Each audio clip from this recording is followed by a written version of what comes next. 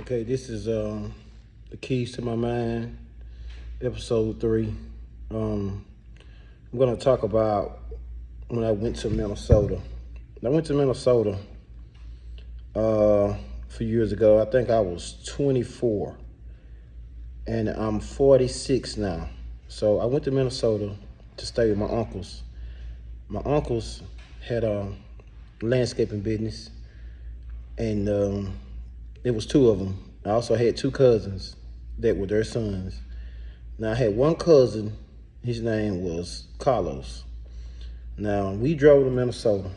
This whole trip, this dude was talking about this lady like, this lady's so fine, I want her, blah, blah, blah, blah, blah, blah, blah. So for 2 days, I had to sit here and listen to this dude talk about this woman or whatever.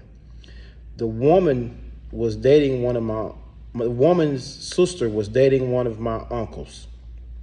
So that's how he knew her. So we get to Minnesota, and like I said, my uncles and them had a landscaping business or whatever. So we would get paid every week. Every Friday, we would get paid. So we get up there, and I had, like I said, I had one cousin, his name was Carlos. He kept talking about this woman the whole fucking trip. My other cousin name was Nick. Now, Nick had a homeboy. His homeboy name was Brandon.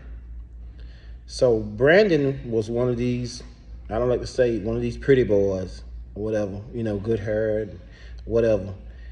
And Brandon had a girl. So it was Brandon and his girl had a friend. So you do the math here.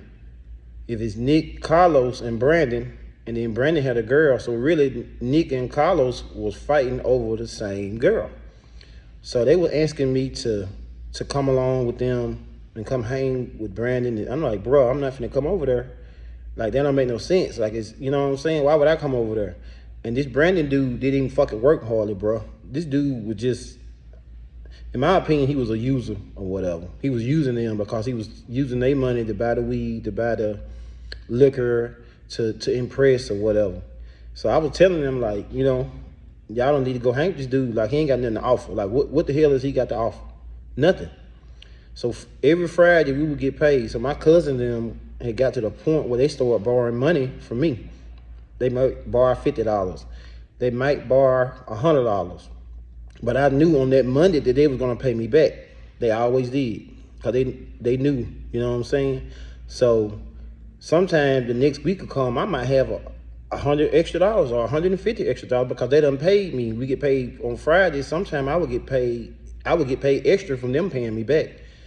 So I'm sitting up there, I'm bored and shit, and I decided to go to the bar. My uncle worked at the bar, one of my uncles. He was a cook, a pretty damn good cook at that. So I decided to go to the bar, and it was an older people bar, and it was karaoke. So everybody in this bar or whatever was 30 and above. I was 24, I remember. And everybody else was 30, 35, 40, whatever. So I sit at the bar and I listen to karaoke. And I look, maybe an hour, I'm there. I'm having a good time. And I look at the door, and this woman, she come through the door. So I'm looking like, who the hell? This woman, she's tall, she's brown skin, she's a beautiful lady. So in my mind, I'm thinking like, I bet you this is the lady that Carlos was talking about the whole fucking time. I bet you this woman. I said, well, if she goes over here and she says something to my uncle, because my uncle was dating this woman's sister, like I said, if she says something to my uncle, then I know that this is the woman. So she comes in the bar. Dudes coming at her left and right. They showing money. They offering drinks. They, what you need, this and that. And so she goes and says, hey, to my uncle. So I knew then that this had to be the woman that he was talking about. So I'm sitting here thinking like what can I say to this woman that nobody else has said? Like, all these dudes in here, you know what I'm saying? They coming at her. They got money. They got cars. They older. They dressed to the T, whoop de whoop. So I decided to sing the woman a song. Okay, like I said, it was a karaoke bar. So it's a song that I know from the Eyes. I'm a big Isley Brothers fan. I know all of their music or whatever. it's a song it's called Spend the Night. And it's an older song, but like I said, I know their music. So I said, if I sing her this song, it's gonna impress her because I'm 24. This woman was like 36 at the time. So if I sing her this song, then I know that she'll know that even though I'm young, I have an older person mind or whatever. So she comes and she sits I'm at the bar and I drinking and she sits beside me. And she says, hello, and I speak.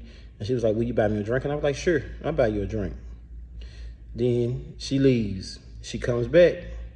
And then she was like, will you buy me another drink? And I was like, okay.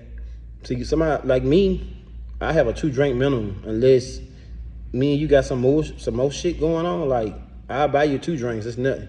But after that, you know what I'm saying? So I buy her another drink. And she drinks or whatever. She said, thank you.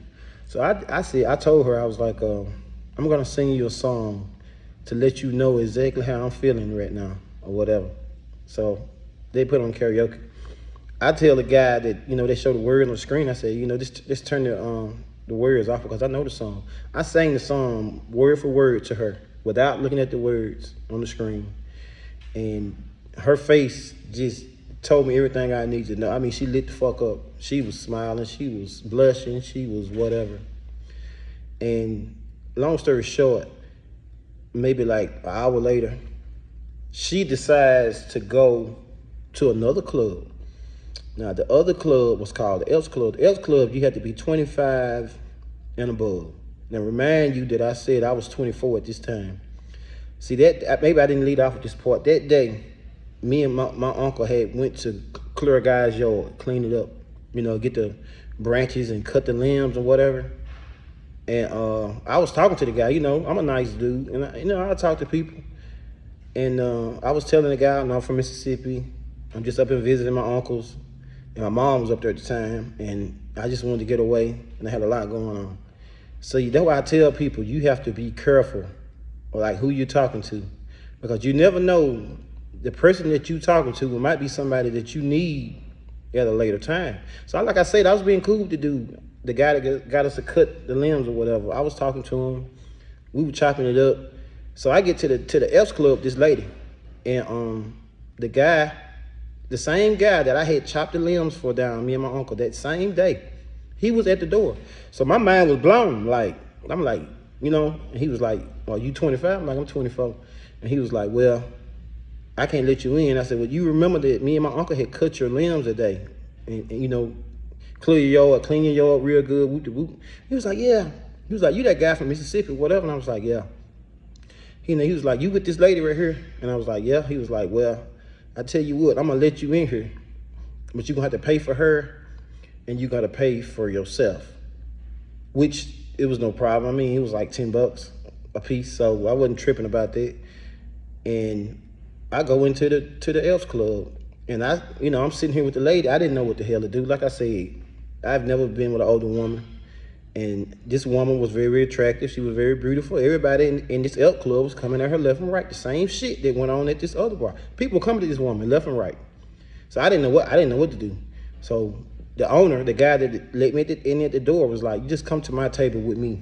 And so I go to his table, him and a bunch of older cats or whatever. They're sitting there and they talking. They told me like something that I'll never forget. They was like, if she brought you here with her, then she gonna leave with you. Don't worry about who's talking to her. Don't worry about who's trying to get to her. Don't worry about none of this shit.